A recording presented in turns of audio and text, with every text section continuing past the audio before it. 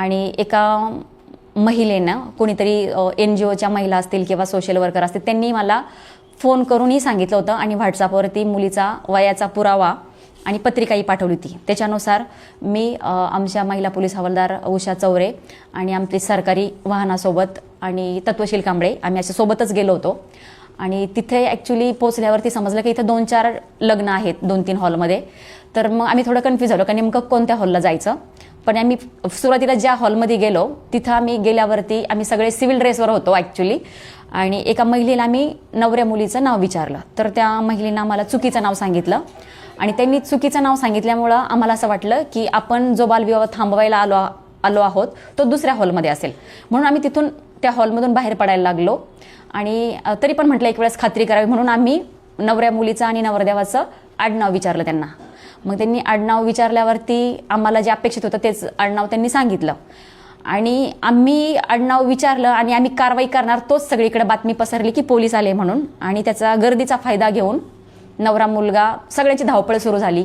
मुलाला काही लोक पळवत होते आणि मुलीलाही काही महिला पळवत होत्या. मला असं वाटलं की मुलीला ताब्यात घेणं गरजेचं आहे म्हणून मी मुलीकडे पळाले आणि मी मुलीला ताब्यात घेतलं. पण तोपर्यंत 10-20 लोकांच्या घोळक्यांनी नवरदेवाला पळवून लावलं. आमचा महिला अंमलदारांनी त्यांचा पाठलाग केला परंतु तो काही मिळून आला नाही. पण त्याचा एक मित्र होता जो त्याला पळवून लावत होता, त्याचा मोबाईल त्यांनी ताब्यात घेतला आणि तो नवरदेव पुढं मोटरसायकलवरती समोर जाऊन पळून गेला, जो व्हिडिओ व्हायरल झालेला आहे.